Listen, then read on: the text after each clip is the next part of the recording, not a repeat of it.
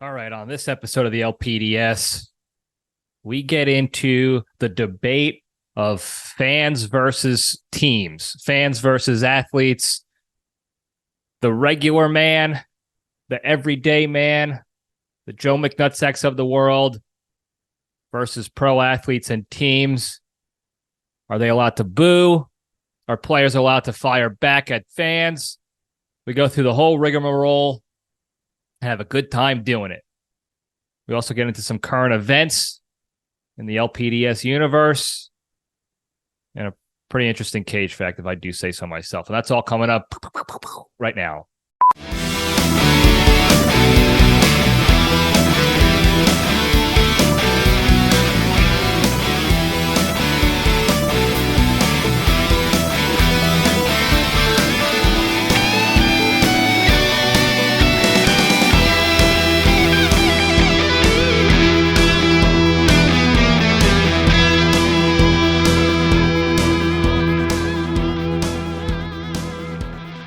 All right, Jabronis, we're back. Welcome back to Libretti Podcast Diary Show. I'm your host, Libretti, the show that talks about nothing and finds a lesson in everything.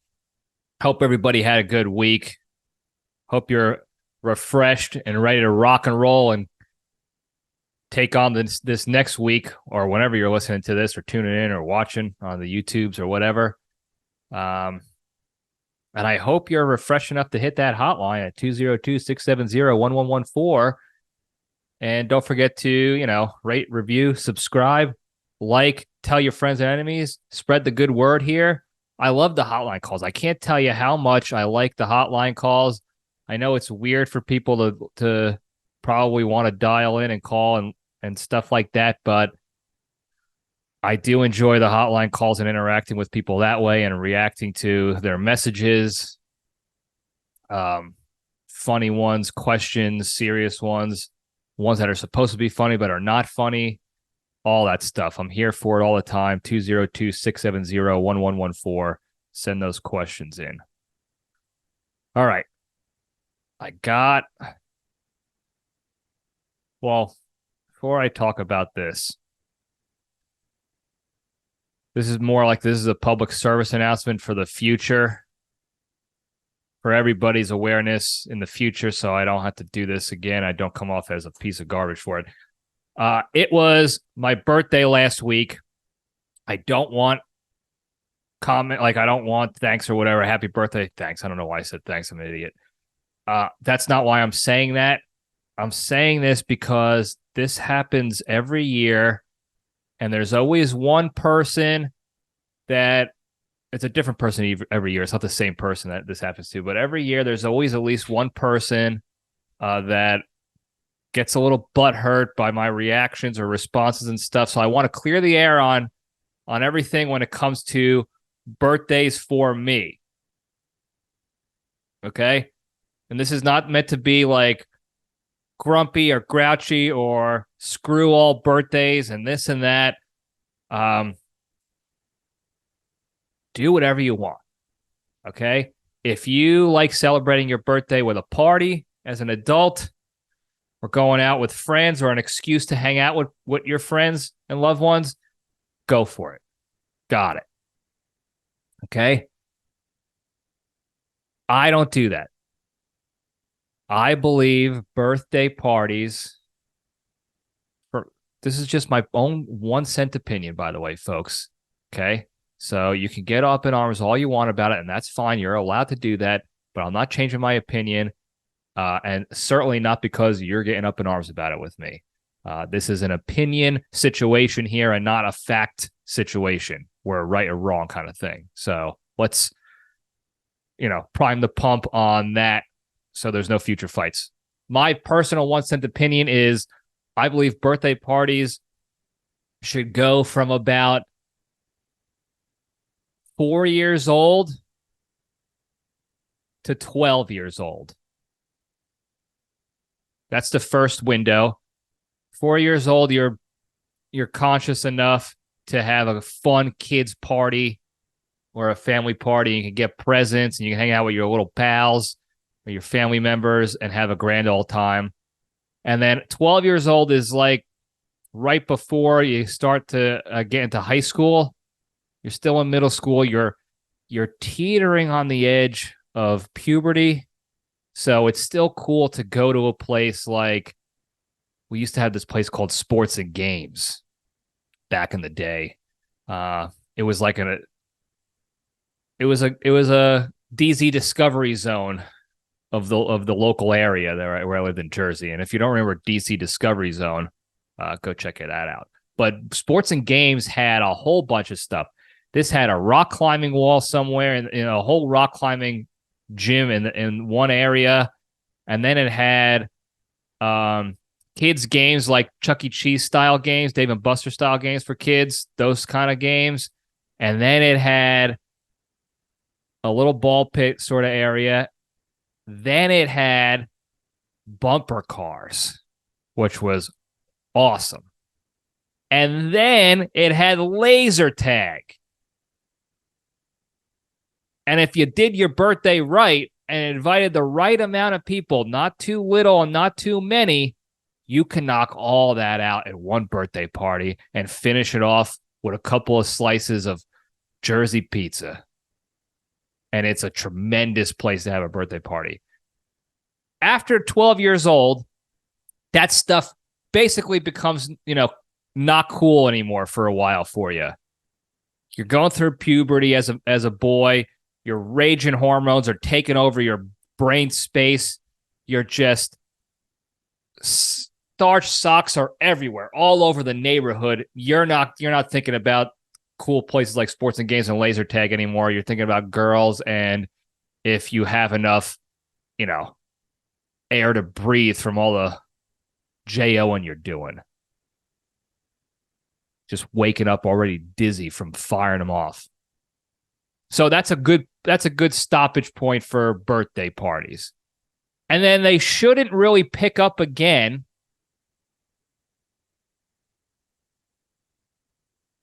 until about 70 years old, I'd say. Between 60 and 70 years old. Maybe 65. 60, maybe 6. We can go 60 and up. At 60 years old, you can start celebrating birthdays again, because now at that point, as the years go on,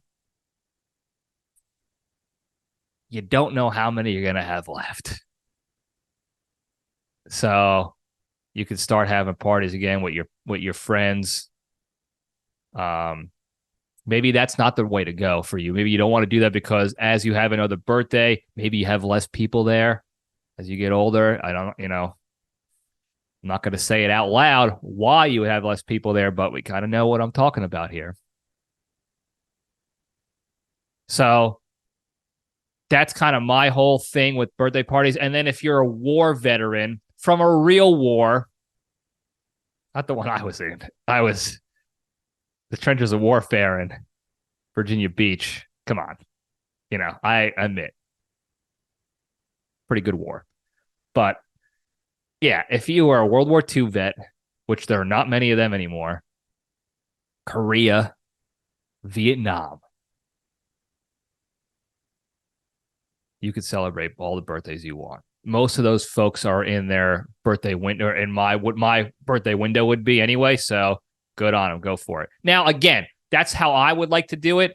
If you see it as this life is short, any excuse to celebrate something with my friends and spend time with friends and family, that's great too. Have at it. Okay? What I also don't like, though, about birthdays are the adults who, and look, I have to say this. This is just a fact of the world. I love women. I love everybody. Okay? The LPDS universe discriminates against nobody. But women tend to do this more often than men do.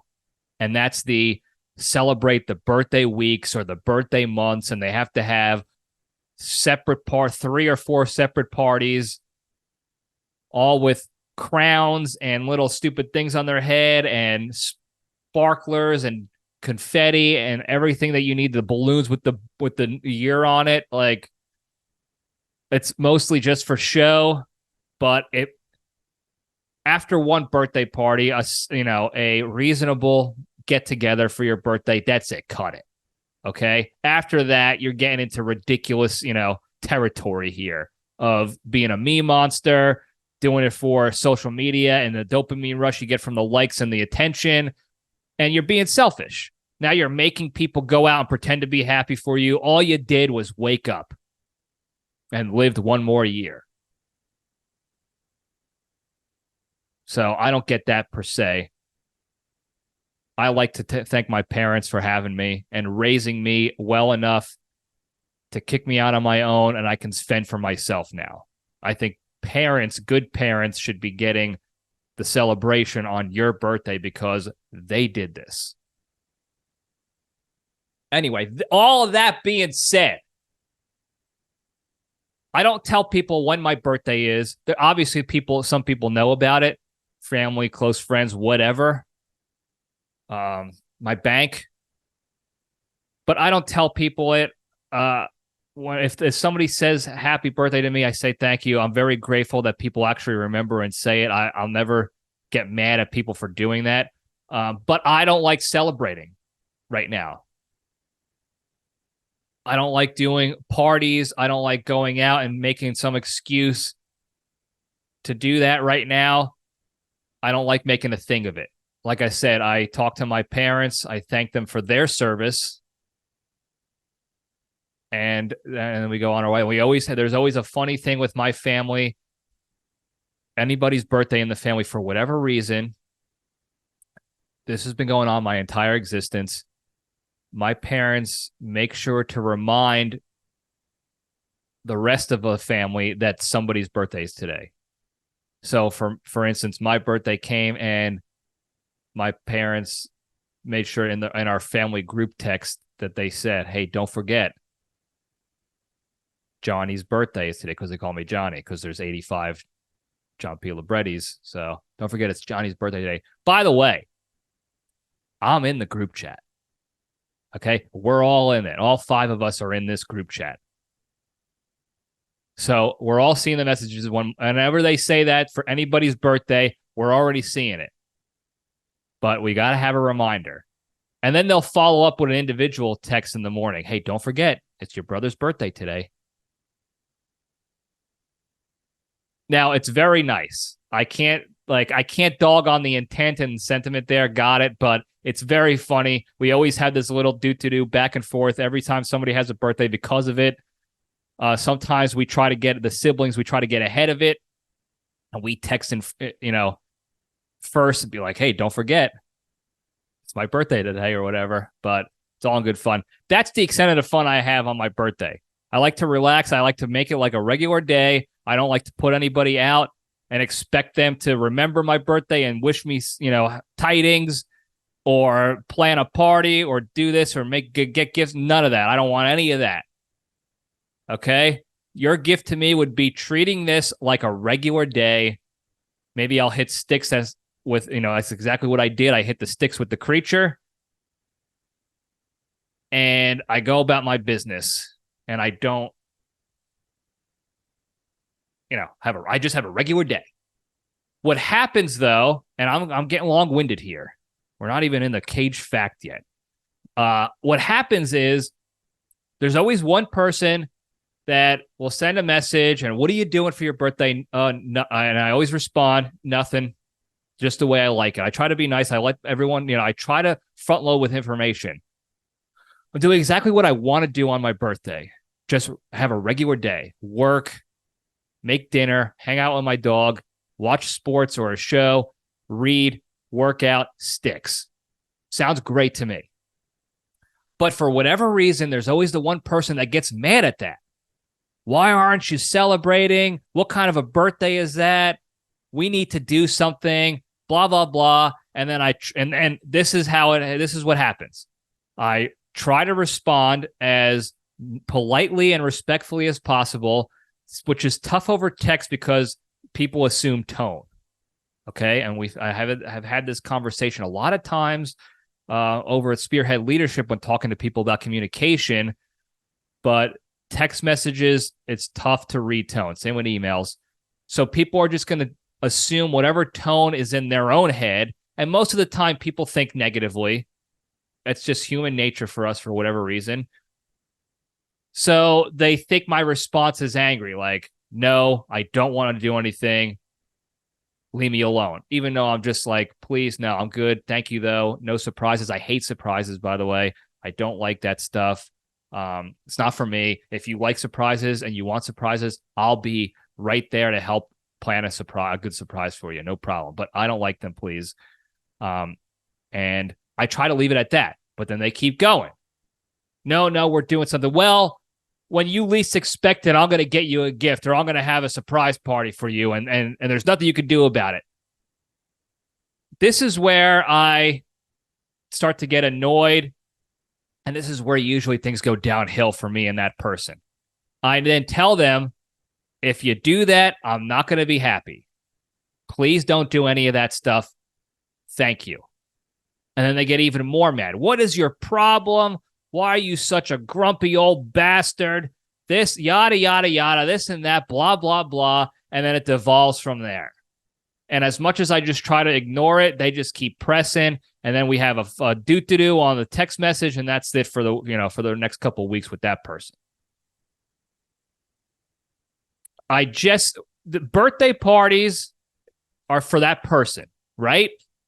Let's just try to think about this logically here, folks. Again, for the future, for the future public service announcements, the future reference, whatever you want to call it. If it's my birthday, naturally you would think, let's do what this guy wants to do on his birthday. Whether he wants gifts, a party, or something else, or neither. Okay? If I say I don't want anything, that is not me doing that bullshit little high school routine where people say they don't want something, but they really do because they want you to go out of your way and be like, surprise me with a gift or something or an event or whatever.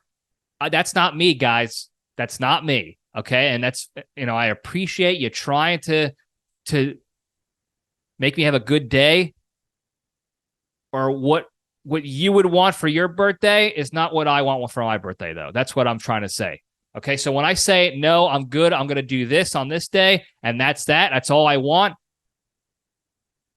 Take that for what it's worth. That's exactly what I mean.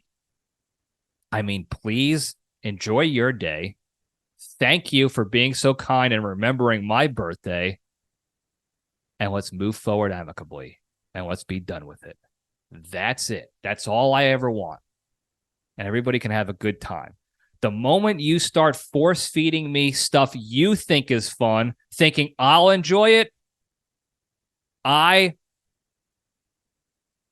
mentally and emotionally sprint the opposite way. Okay? And this is not a good character trait of mine, and I admit this.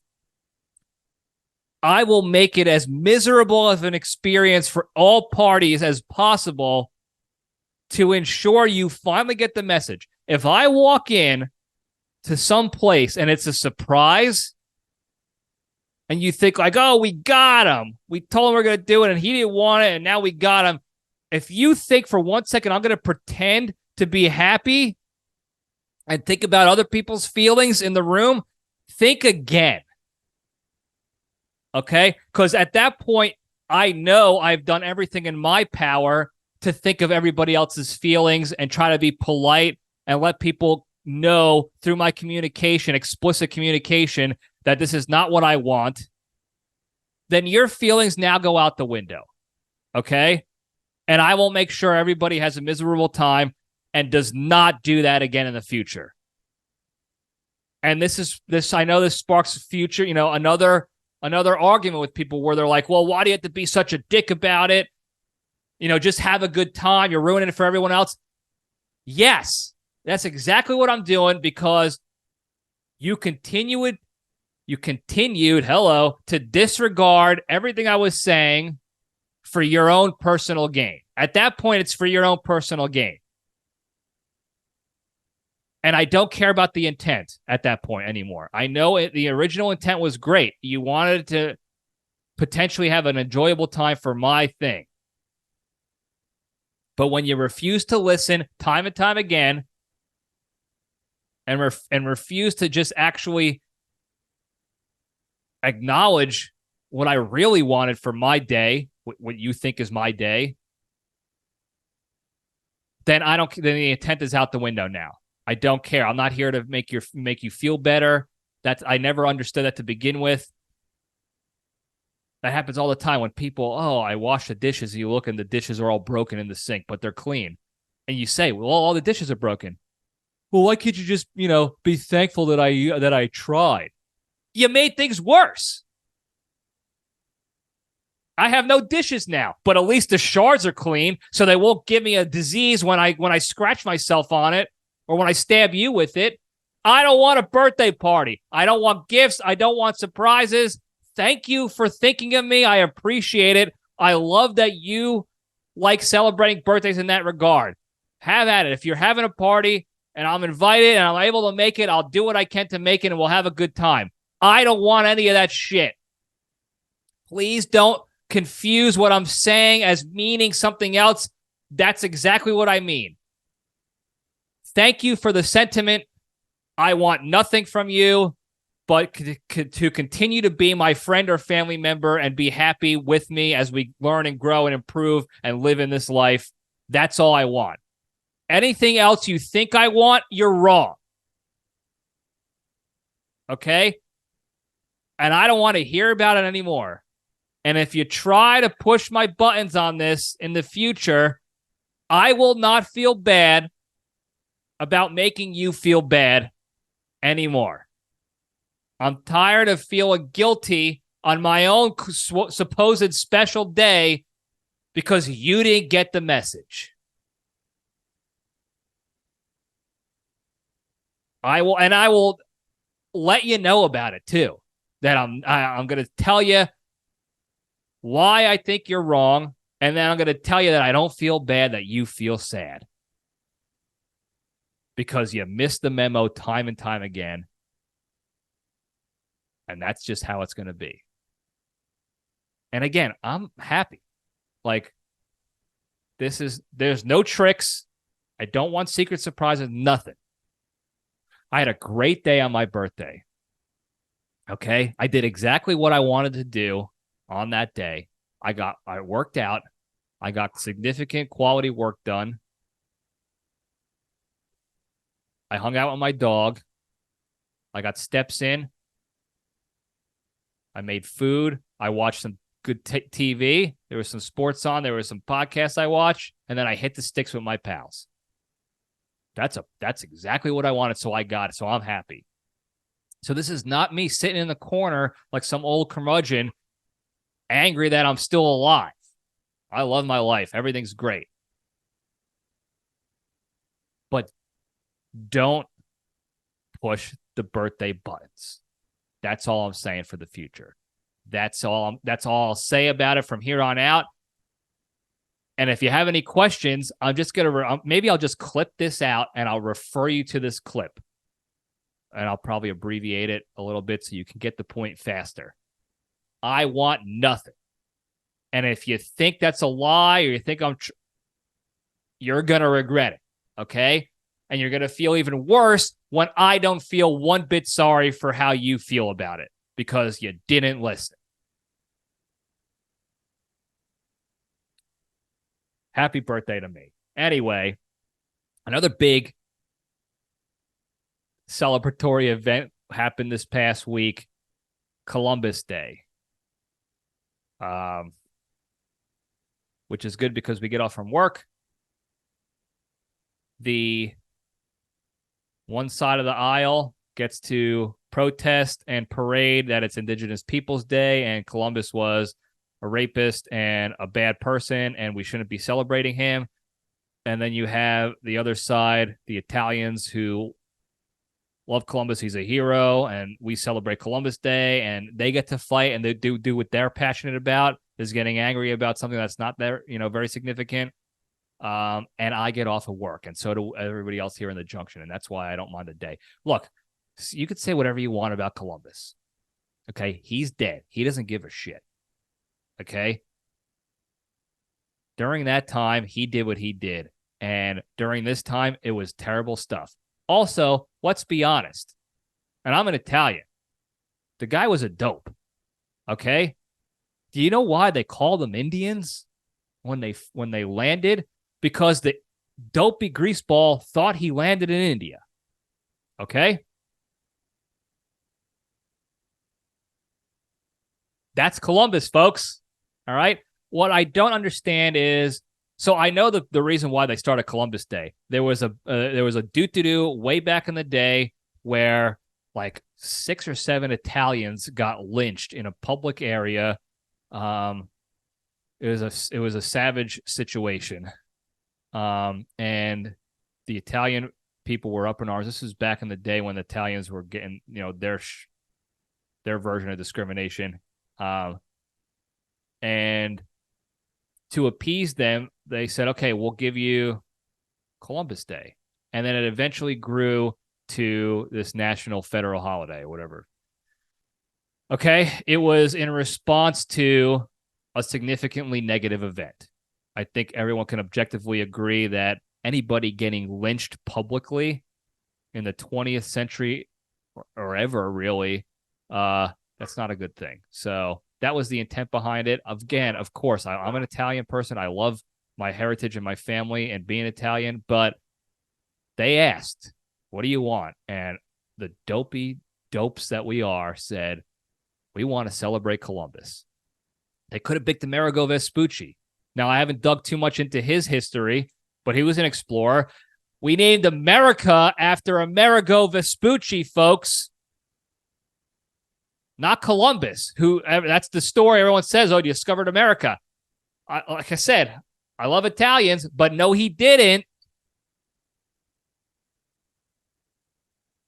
And they named our country after another Italian. You would think the Italians would want a holiday after the guy they named the country after.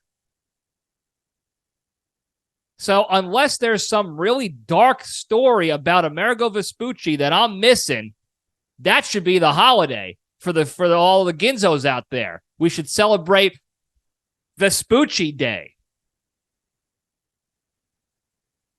That even sounds more Italian and better. Columbus.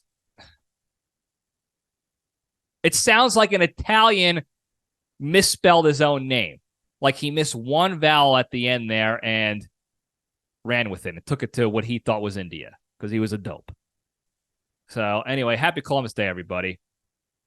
What else we got going on? Border wall. That's a new thing now in politics. Like we said, election season is coming up, folks.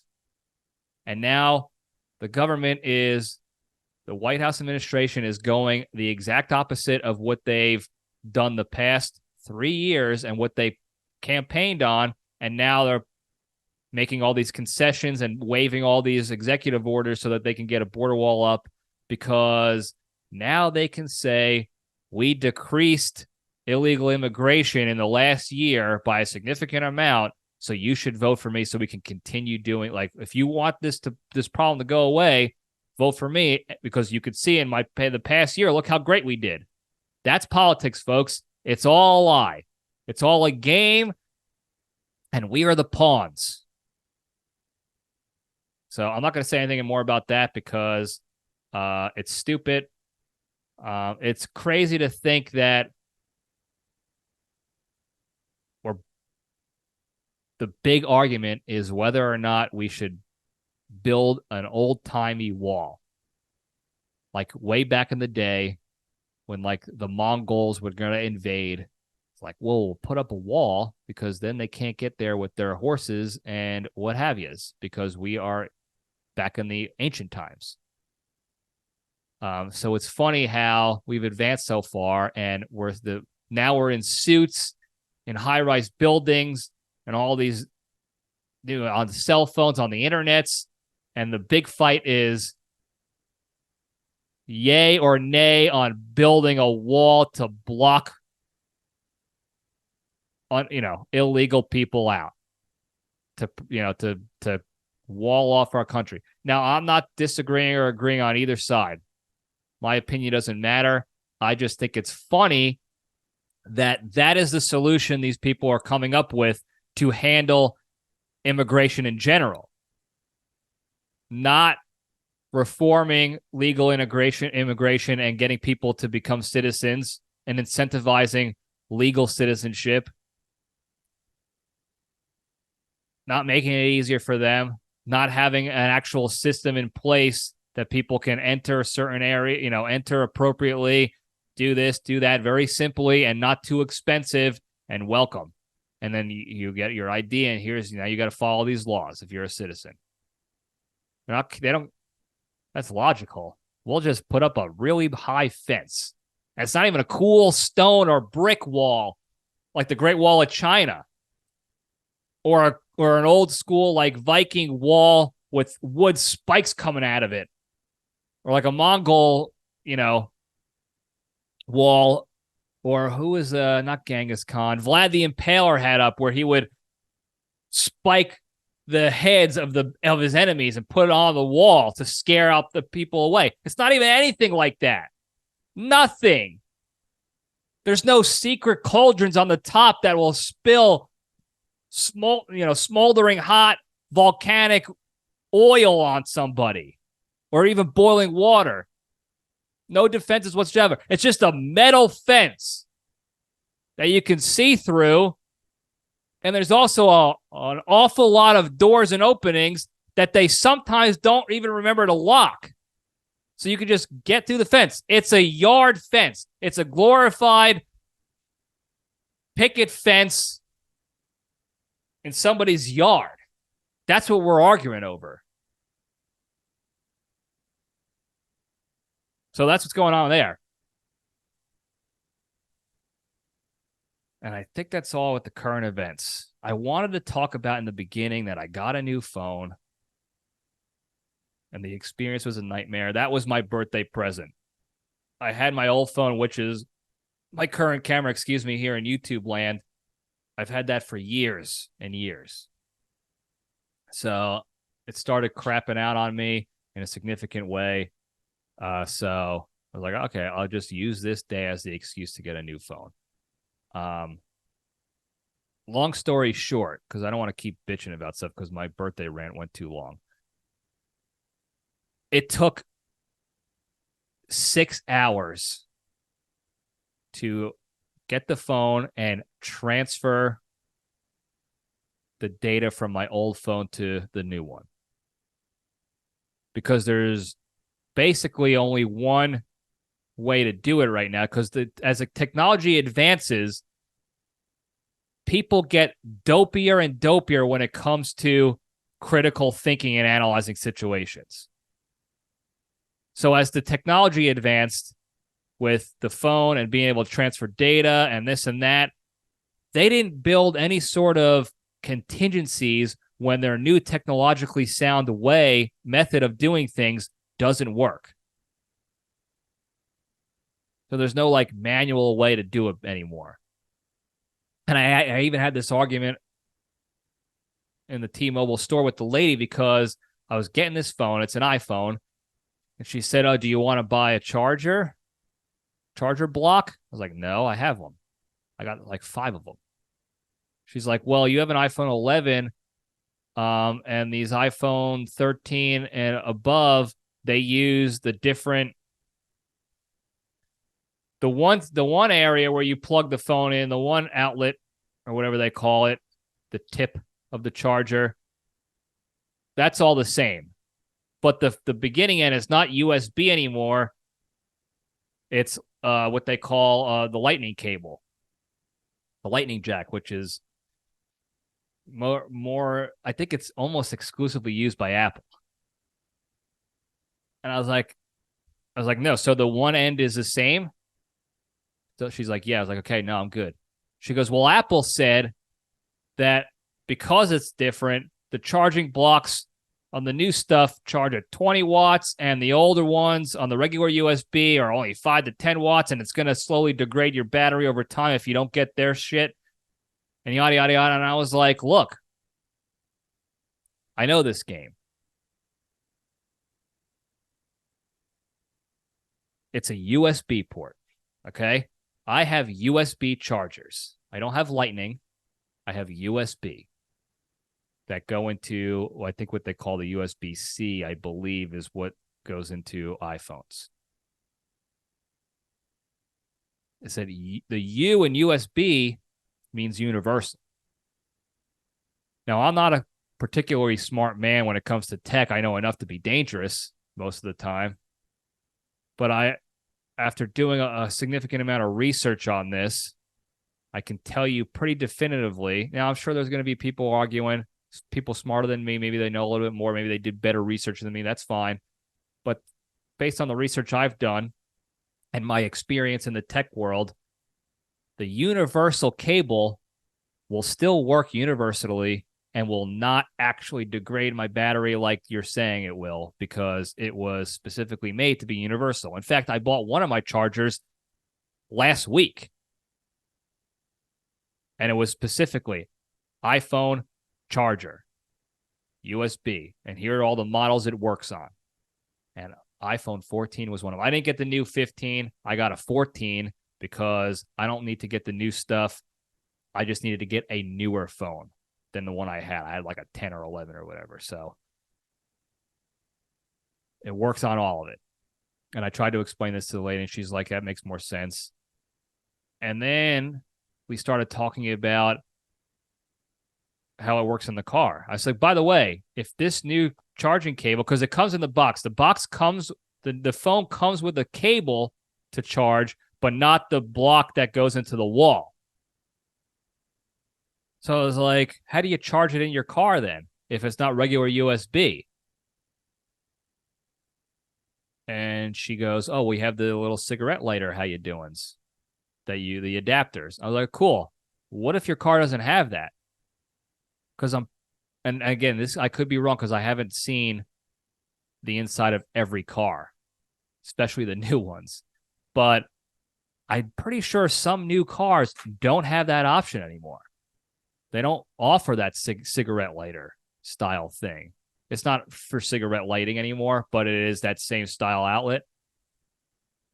And she goes, well, I don't know. I thought all cars had that. I was like, yeah, they did. I don't know if they still do. I said, it's not your problem to have. I said, I'm just thinking out loud about what a stupid sales ploy this is by Apple to try to trick people into buying more shit.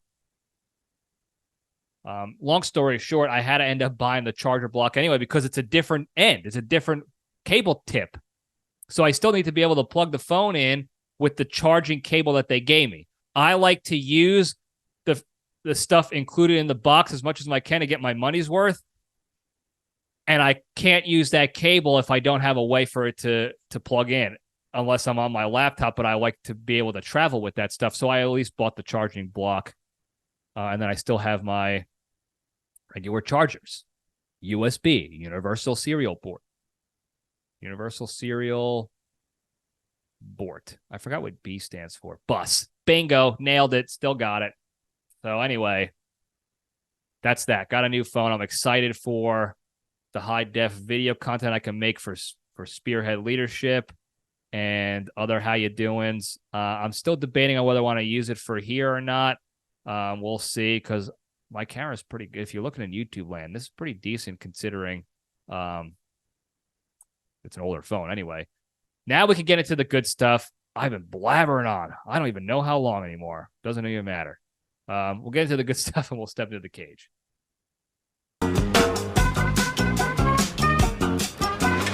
Okay, let's run. All right. Today's Into the Cage segment is proudly sponsored by Billy's Mobile Bidets. Have you ever found yourself in a pinch where you're in a race against the bowel clock, penguin walking to the nearest truck stop toilet to relieve yourself of that gas station taquito you just hammered out 3 minutes ago? But when you plop down on that wet seat, you realize your pampered pooper is so used to being cleaned by a bidet, you fear you'll be plagued with skid marks and rashing the rest of your road trip. Well, fear no more, because Billy's Bidets has your ass.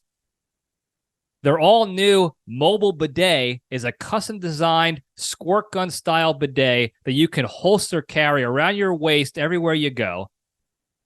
and you simply pull out that shit 6-shooter, fill it with any faucet or fountain water, and then you can fire away after you fire away, and your back end will be as clean as a glory hole in no time. So to get your mobile bidet today, visit www.bootyblowout.com and use the promo code #2 Amendment Rights for 29% off your first shit 6-shooter. Old bidets. Bidets are nice, folks. I have to admit, bidets are nice. I personally don't have one. I might get one. We'll see. But I use baby wipes instead, flushables. But bidets are nice. Okay. And once you bidet, there's no other way. I wish I used that tagline in the sponsor read, thinking about it just now.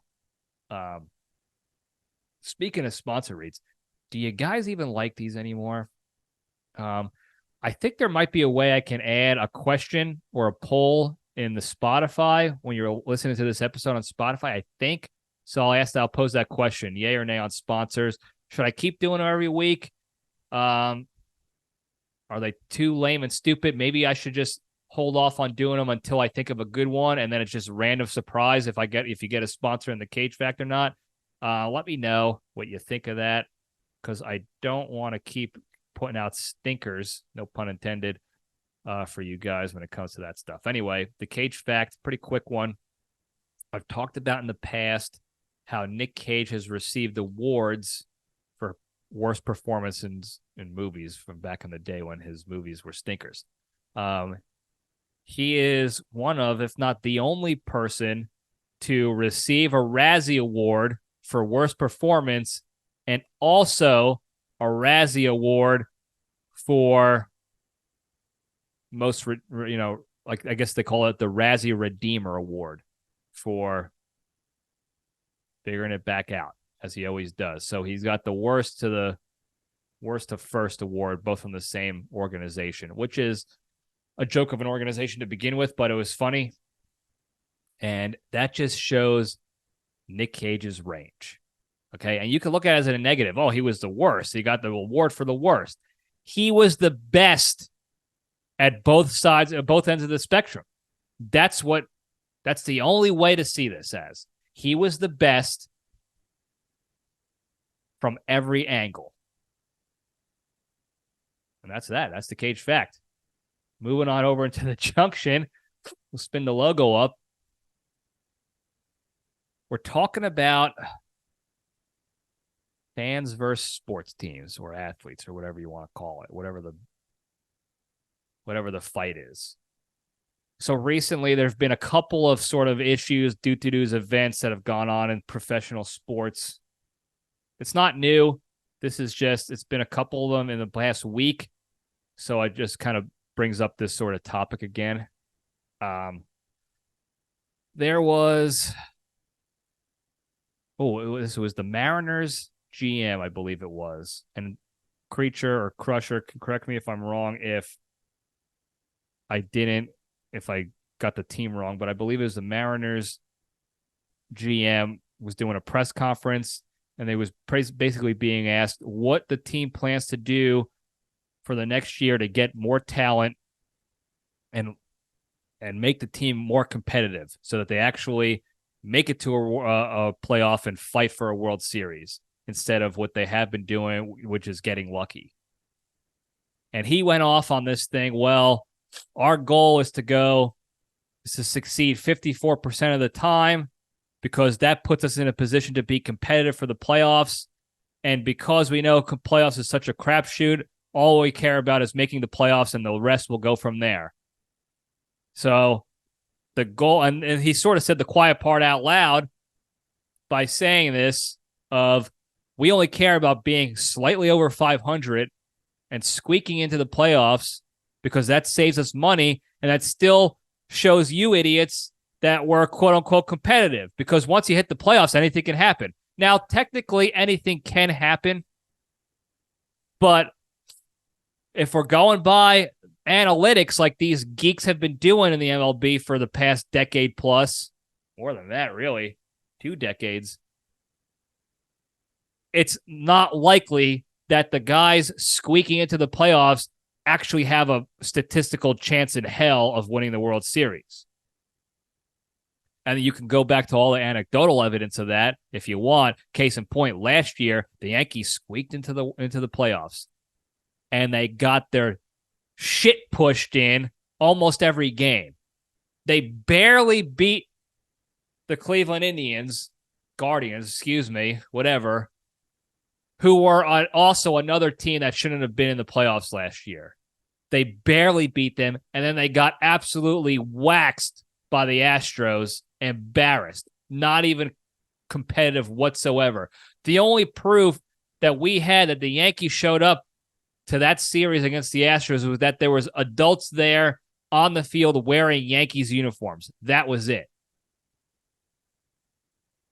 But to the GMs and the owners of these teams, that's all they care about, guys. And we've been saying it here. We've been calling them out here for years now that they've been trying to trick us and think we're stupid.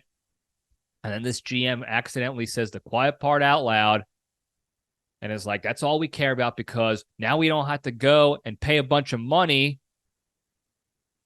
to have this jacked up team and still potentially not win the World Series. We could save so much money and have the same odds and be fine because they only care about profits, guys. So naturally, the fans were up in arms about this. The next sort of situation that was going on, and if my bias didn't come out in that previous one, I'm clearly on the fan side. They play the game for the fans, okay? If it wasn't for the fans, you would make no profit. So the fact that you're purposely trying to trick the fans into thinking you care, it's eventually going to come back to bite you in the ass, okay? And I think we're going to start seeing it soon, especially as it's coming out more and more. Hopefully, the fans start to smarten up and stop going to games when their team sucks and stop buying merch when their team's garbage and send a message to the owners and the GMs, hey, we see what you're doing and we don't like it. So, anyway, I'm on the fan side of that one. This next one here, Evan Neal, the New York Giants, is an offensive lineman. And he was a very highly rated prospect and a high draft pick by the Giants a couple years ago. And he's been an absolute dud since he's put on a Giants uniform. Stinks. He stinks. And it all came to a head after their embarrassing primetime loss to the Seattle Seahawks a little while ago, where he blocked his own teammate by accident, letting the Seahawks defenseman go right in and sack Daniel Jones, the quarterback, one of the 11 sacks that they had that the offensive line gave up that game to the Seahawks, who are also not a good team this year. So naturally, the fans booed the shit out of him and the rest of the team because they were embarrassing. They stink right now. And it's angering because they do have some talent. They're just not playing up to it, or there's guys who are getting hurt, and then the offensive line continues to disappoint year in and year out. So they start naturally booing. Evan Neal gets mad. He starts gesturing at the fans. Yeah, boo louder, boo louder. And then in a press conference or an interview, they ask him about it, and he's like, yeah, I'm told him to boo louder. He's like, Lions shouldn't be wasting their time worrying about the thoughts of sheep or something like that. He goes, I don't know, the people who are booing and getting mad at me, what are they doing for a living? They're probably flipping hot dogs and burgers every day. Now, several things wrong with that statement right off the bat. I'll get into that in a second.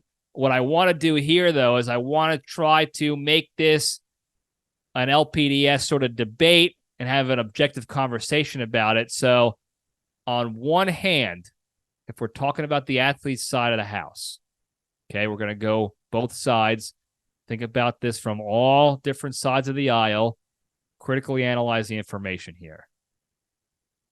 and not think emotionally and one-sided and biased. On the athletic side, the athlete side, you have a premier athlete. They're so good at their sport that they are a professional at it and the highest stage. The NFL is the highest stage. There is no other professional football teams, leagues out there that compare. Okay? And he's a starter for an NFL caliber team. He's an NFL caliber player, top tier athlete. Okay? It is annoying when the vast majority of the people criticizing you, and it's almost funny, I'll get into that in a second, when the vast majority of the people criticizing you have never played a competitive sport in their lives. And they look like they've never played a competitive sport in their lives, to put it nicely. Okay? We're talking some of the most unathletic human beings in existence, especially for New York teams. And I'm a New York fan. Most of the fans of those teams that I root for wouldn't last 16 seconds on a football field, on a baseball field, on a basketball court, on a hockey rink. Okay? They just wouldn't. They would throw up. They would stroke out. It would be an absolute nightmare for them. Most of them can't skate. Most of them can't catch.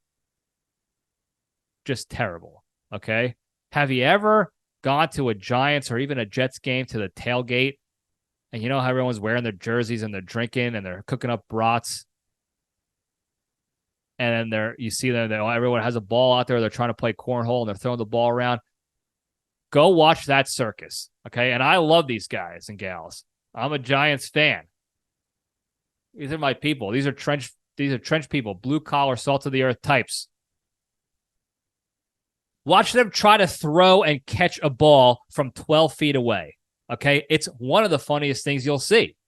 Grown-ass adults who cannot throw and cannot catch from 12 feet away, as if they don't have hands, as if they're dealing with stumps. And I'd be willing to bet there are several people out there who are amputees and can do a lot better than these people. And these are the loudest, most boisterous, angry critics of these top-tier athletes you can possibly imagine. So I get it. It is absolutely frustrating when you have a top-tier athlete getting booed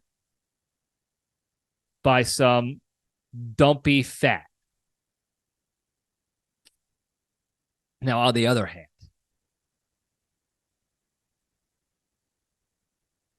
this guy, Evan Neal, and all other NFL players and professional athletes have been playing their sport since they were about 6 or 7 years old. Football maybe a little later, 8. We'll give them 8 years old. And they've been playing every year since then. Okay? So much so that somebody thought that they were good enough to keep advancing levels and keep playing. Now you're in the pros. Now your job is to be an offensive lineman for the New York Giants. Okay? You're getting paid to do that. You're getting paid millions of dollars to do that. Your role is to block the defense from getting to the quarterback. Pretty simple. Now, there's other big guys out there. There's other pro elite level guys that you have to block. So it's tough to physically do. But you're a professional at it after all. Okay? You're so good. You applied for the job. They looked at your resume and they said, yeah, you're good enough to do this job and succeed at it. Here's a contract. And it's a lot of money. Okay? And then you spend the next 2 years not doing your job. By the way, your salary is being paid by the fatso, unathletic hot dog and hamburger flippers that you talked about that are filling up the arenas and stadiums for you and buying your merchandise and the concessions and paying 15 times the price of a beer actually costs just to see you play the game.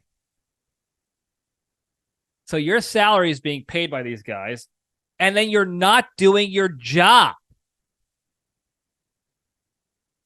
Evan Neal stinks at football in the pro level. He stinks. He blocked his own guy. It was a blue team versus a white team, and he is on the blue team, and he blocked the blue guy. In fact, it was even an illegal block. He blocked him in the back and pushed him over, opening the door for the white team to go sack the blue quarterback. That's how bad this guy is. He stinks. Now, if I am spending money that's going into your pocket to do a certain job, and you're not doing that job for 2 years straight, maybe even more, I get to boo you. Okay? That's what you signed up for, fella. Okay? That's part of the job. Your contract basically says you're good enough to play at this level. This level not only requires you to be very good and work hard and play against other elite level athletes and giant guys, but it also requires you to do it in front of 100,000 people in the stands and millions of people on TV watching you. Okay? And if you can't do that, you are in breach of contract and you should probably go. This is what you're signing up for, and you're going to get paid millions of dollars to do it. Are you up for that? Yeah, I'm up for it. And then the first sign of distress, Evan Neal's not up for it. He starts dogging on the very people who are essentially paying his salary. If it wasn't for those hot dog and hamburger flippers, Evan Neal wouldn't be in a job. There would be no professional sports league if there weren't fans interested in watching these people play.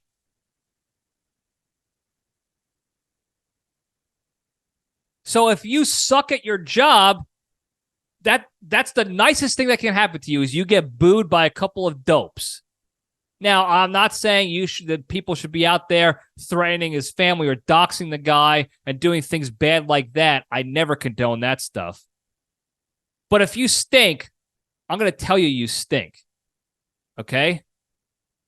Just like if I stink at my job, I expect to be told I stink at my job. In fact, let's be honest here, folks. In the real world of work, if you stink for 2 years straight at your job, you're getting fired. Okay? Sometimes people get fired for being good at their job, and they get laid off. Or they have a bad supervisor, and they get fired for one mistake or something like that.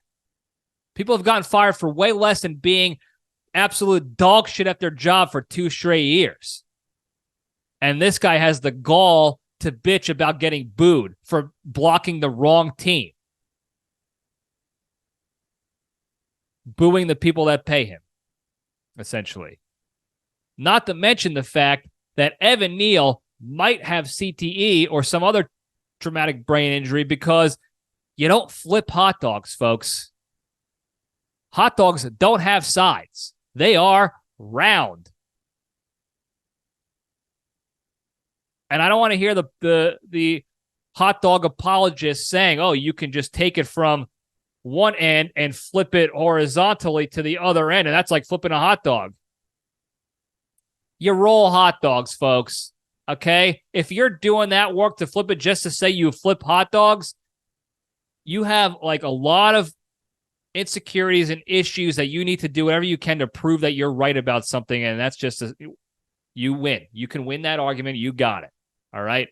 But let's be honest. You don't flip hot dogs. Okay? And I know he was probably just angry and just making a point and blah, blah, blah, but if you're going to make a point, do everything in your power to be correct on all aspects, because then you can at least shut up those little nincompoops who want to argue semantics just to say they win the argument when in reality, they're idiots. And I've been there. I've been the idiot a lot of times in arguments where I argue semantics. I'm not saying I'm any better than anybody else. That all being said, I sided with the fans on this issue as well. Okay? especially if I'm going to the game or even if I'm watching on TV, I'm spending my time watching you perform your job that you're getting paid a lot of money to do. And that job requires you to be good at it. Because if you're not good, you should be getting fired. That's how jobs work. Okay? And if you're not good at your job, it is part of that job, that world, that you get booed. You hear about it. Just like we cheer when you're good, we cheer so much you think we won World War III based off of your efforts alone. Okay, so it swings both ways here, Evan Neal. And the way to actually respond to fans booing is to do your job. You want to shut us up? Be better. And I'm not saying I'm here, I could do any better than you. I can't. That's why I'm not an offensive lineman for the NFL. My argument is that when you're bad at your job, the people paying your salary get to boo you for it. Okay? Just like when I screw up in my job, my boss lets me hear about it. As he or she should. Because they're paying my salary. So you don't want it. You don't want the negative feedback. Be better. Shut us up by being good at your damn job. Now, I will say, I'm sure I missed some good points about there. I'm sure the smarter people out there have better points and arguments and stuff in there. But Evan Neal did apologize via the Notes app on your phone. He took a screenshot of the Notes app and then said sorry, and he put it on his Twitter, I guess, or Instagram, or wherever he put it to apologize. You can argue that the team forced him to do that because they know you got the fans angry and we also suck. That's not a good combination when you're creating more enemies with the people who pay your salary and show up to our games. So they probably told him to apologize. I also know he's a human being. Okay. The Giants suck right now. All right. So they're hearing it from everybody. They're hearing it from their teammates, their family, their friends, their coaching staff, themselves. It's tough. I know this guy cares about the sport. He's not just dogging it on purpose. I'm sure he's frustrated that he's an elite level athlete who has been absolute dog shit for 2 straight years. Imagine being in a slump when you know you're good enough to play. You played against these guys in the past, and all of a sudden you just stink for 2 straight years, and no matter what you try to do, you can't figure it out. You can't get out of this rut. He's frustrated. He's angry. He's bummed out. He's disappointed in himself. Others are disappointed in him. There's a lot of pressure. I get it. He had a very human emotional reaction to other people's human emotional reactions. So he's allowed to do that. He apologized, and we'll see how things move forward now. We'll see if he tries harder. We'll see if he gets better. We'll see what the hell the Giants do in the future. So let's cut everybody some slack here. We'll cut the fans some slack. We'll cut the players some slack. We'll start over. We'll have a good time doing it. What I don't necessarily want to cut slack on just yet are the owners of the MLB and the GMs, because they're doing real sleazy shit to line their pockets. Now, I know the NFL does that too, but they've been pretty open about that forever. So I can't dog on them too much for that. They're not pretending that they care about the fans. They care about the bottom line. But they even in this situation, the team said to Evan Neal, you got to go apologize because that's where our money comes from.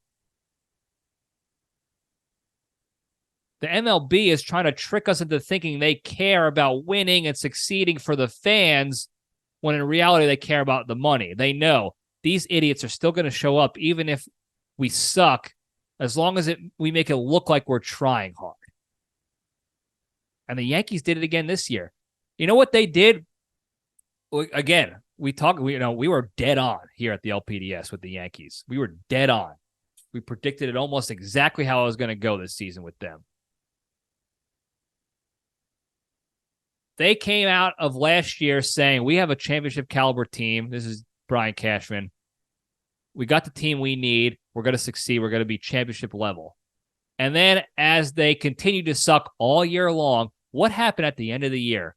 After they sucked it up, after they made virtually no moves whatsoever during the by the trade deadline, like we said they wouldn't do. What did they do? They moved the goalpost of success, of what they consider to be a successful season. They started bragging about how, oh, this is like 31 seasons we've been over 500 as a team. We're the only team in MLB history to do it for that long. So they're trying to cover up the fact that they were dog shit this year by bragging that they were one game over 500 or 2 games, whatever they ended up being. And that also kind of outed MLB as only caring about money and profits and not caring about us, the fans. So I'm not letting up on them. I'll cut Evan Neal and the Giants and the NFL guys some slack on the stinky teams out there, because we already know they don't care about fans. They care about money. They stated that up front, and I'm okay with that. I'm okay with dickheads and assholes and mean people who don't pretend to be something else. I'm an asshole, and I know it.